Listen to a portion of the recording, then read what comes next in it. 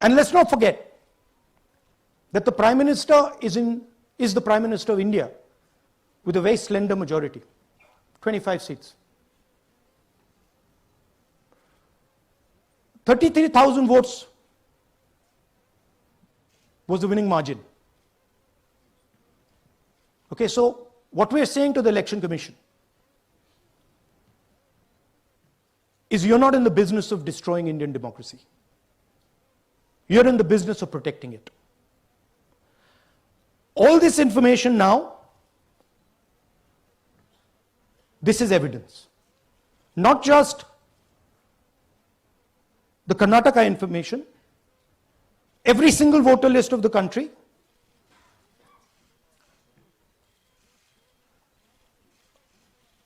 this is a crime that is being committed against the Indian Constitution, against the Indian flag.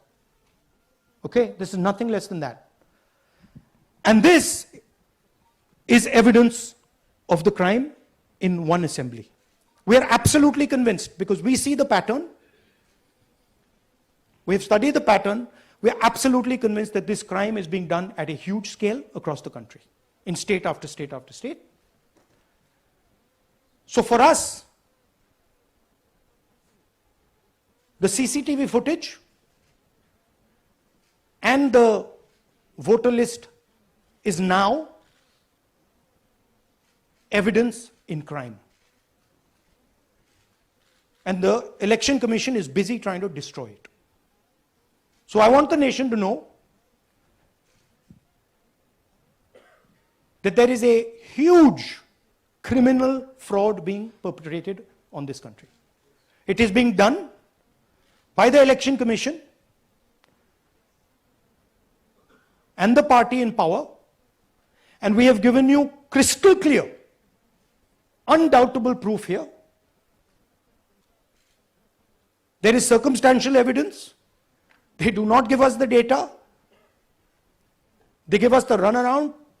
They have actively themselves said they're going to destroy CCTV footage. This is why they want to destroy it. They want to destroy it so that we cannot identify Shakun Rani voting twice. That's the truth of Indian democracy. Thank you. साथियों, अब कुछ सवाल लेंगे. एक second. हाँ? Sir थोड़ा हिंदी में बोले. पूरा हिंदी में बोल दे फिर से. थोड़ा सा हिंदी में बोल दीजिए. फाइनल. अच्छा ऐसे करिए, वो जल्दी से कर देता हूं हिंदी में. देखिए, कर्नाटक में, just let's run through it quickly in Hindi. पहले वाले, go to the first slide. हमें सस्पेशन था, नेक्स्ट स्लाइड. हमें सस्पेशन था, करोड़ों लोगों को सस्पेशन था कि दाल में क्या कुछ ना कुछ काला है. बीजेपी को एंटी इनकम्बेंसी नहीं लगती थी. ओपिनियन पोल, एग्जिट पोल कुछ कहते थे, रिजल्ट कुछ और आता था. हरियाणा, महाराष्ट्र, मध्य प्रदेश उदाहरण, माहौल बनाया जाता था कि इस कारण जीते. लाडली बहना, पुलवामा, सिंदूर, नैरेटिव क्रिएशन. और फिर इलेक्शन कमीशन कोरियोग्राफ शेड्यूल बनाता था. जब कागज के वोट पड़ते थे, हिंदुस्तान एक दिन में वोट करता था. बट अब इलेक्ट्रॉनिक वोटर मशीन है, महीने लगते हैं. उत्तर प्रदेश के मतलब 5 स्टेजेस हो गए. महाराष्ट्र में 3-4 लगा दो. असम का टाइमिंग चूज करो, हरियाणा के का टाइम बदल दो, महाराष्ट्र का टाइम बदल दो. तो इसके कारण हमें सस्पिशन हुआ कि कुछ ना कुछ है. उसके बाद महाराष्ट्र में, और मैंने पब्लिकली कहा, लोकसभा में भाषण दिया, महाराष्ट्र में पता लगा कि 5 महीनों में 5 साल से ज्यादा वोटर लिस्ट में आए. लोकसभा में हमारा गठबंधन जीतता है, विधानसभा में धज्जियां उड़ जाती हैं. पता भी नहीं लगता हमारा गठबंधन कहां गायब हो गया. 1 करोड़ नए वोटर विधानसभा में वोट करते हैं. लोकसभा में नहीं किया, विधानसभा में किया. इलेक्शन कमीशन कहता है 5:30 बजे बहुत भारी वोटिंग हुई। हमारे पोलिंग बूथ के वर्कर्स कहते हैं 5:30 बजे कोई भारी वोटिंग नहीं हुई थी, कोई लाइनें नहीं थी। तो महाराष्ट्र में पहली बार देखने को मिला कि कुछ ना कुछ गलत है। हमने अपना इन्वेस्टिगेशन शुरू किया क्योंकि सबूत नहीं था, कंजेक्चर था, हमें लगता था, एनजीओ वालों को लगता था, मीडिया वालों को लगता था, विपक्ष की पार्टियों को लगता था, बट सबूत, क्लियर सबूत नहीं था। तो हम झिझक के बोलते थे। मैं थोड़ा कम झिझक के बोलता था जनरली। प्रेस कॉन्फ्रेंस की महाराष्ट्र के बाद कि देखिए, इलेक्शन कमीशन से हमने कहा समझाइए ये हुआ कैसे, 1 करोड़ नए वोटर कैसे आए, लोकसभा में एक नतीजा, विधानसभा में दूसरा नतीजा। आर्टिकल लिखा, रीजनल न्यूज़पेपर्स में डाला, महाराष्ट्र में डाला, बहुत चला महाराष्ट्र में, क्योंकि लोगों को यह फीलिंग थी कि कुछ ना कुछ यहां पे गलत हुआ है। तो फिर हमने कहा ठीक है, चलिए सबूत निकालते हैं, सबूत ढूंढते हैं।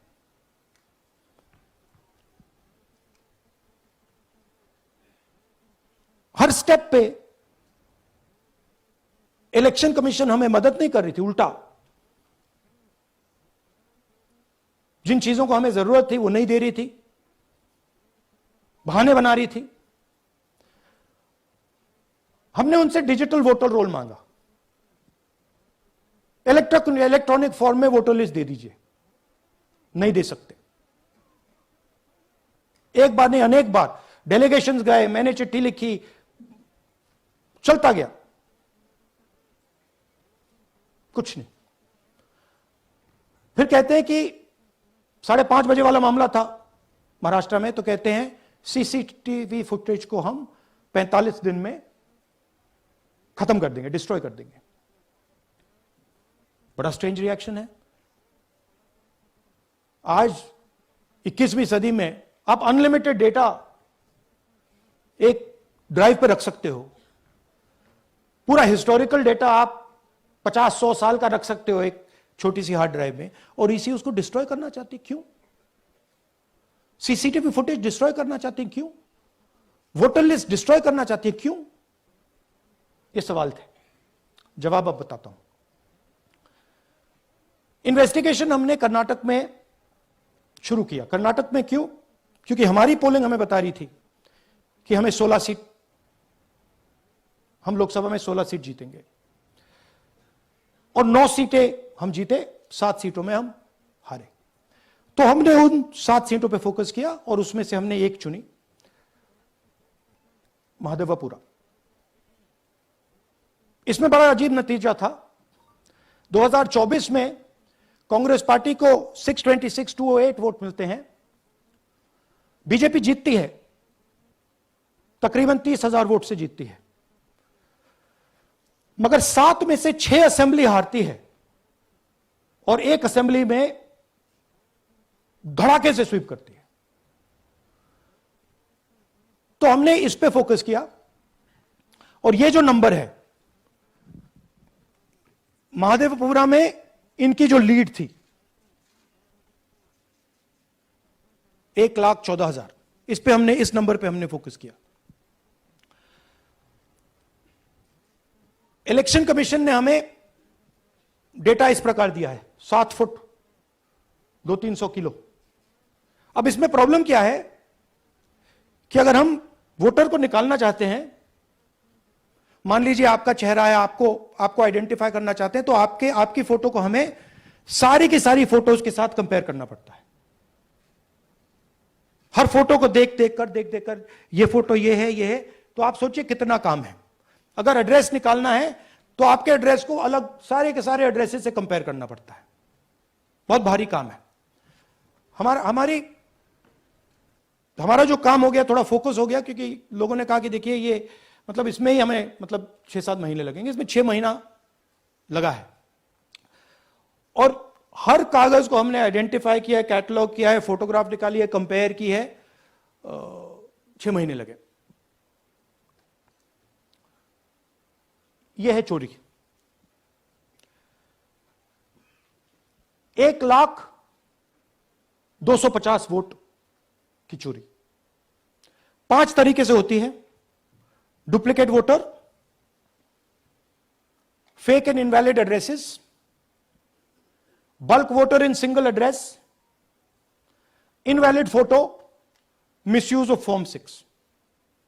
डुप्लीकेट वोटर मतलब एक व्यक्ति 3, 4, 5, 6 बार वोट कर रहा है या उसका नाम 5-6 बार आ रहा है।